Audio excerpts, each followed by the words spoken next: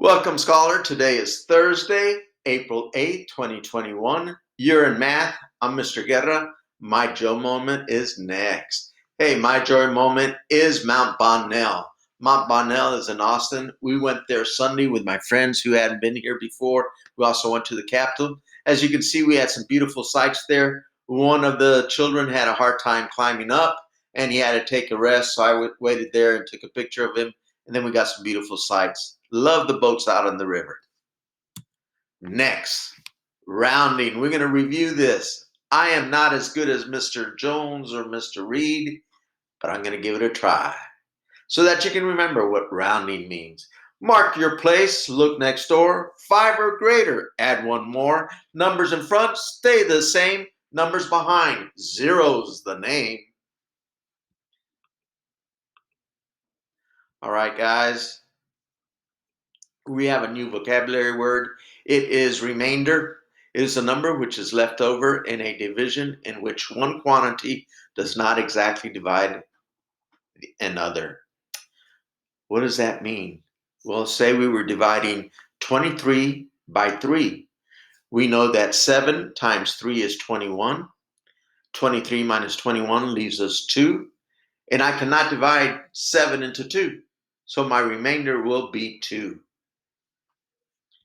Make sure you remember these 3 because I'll guarantee they are in the exit ticket. What is your dividend? It's the number that's being divided by the divisor. Divided by means the divisor, and the quotient is the answer. Please remember those. You will see them later today. Reviewing of the steps to rounding. Let me see if I can move this over, because I know it's probably going to be in the way here.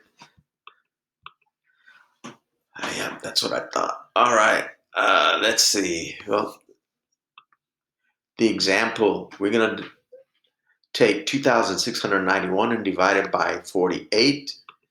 The first thing we do is we identify the divisor. The divisor is, excellent, yes, the divisor is 48. Now we round that. So if I remember that, we look at the number, which is the largest place value digit is 4. What's next door? 5 or greater. We add one more. So I know I'm adding that to 5. Name the number. What's behind? Zero's the name. So it's 50. So we round the divisor to 2691 divided by 50. We then write the multiples of the divisor until you get a number closest to the dividend. Well, here are my multiples of 50. 50 times 10 is 500, times 20 is 1,000, times 30 is 1,500, times 40 is 2,000, times 50 is 2,500, and times 60 is 3,000. I know that 2,691 is between these two numbers. I always go with the lower number, which is 2,500 or 2,500. Why? Because I know that that answer will be part of the real answer. If you try to divide it or multiply it or divide it by 6, you're not going to be able to do it. So we circle that. We go ahead and round the dividend as 2,500 divided by 50, and then we solve it. And the answer you get is 50. We're going to use all those skills in your do now. In the do now, you're going to have 5 minutes, and it is a time to climb. I'll be seeing you in the next video slide. Have fun.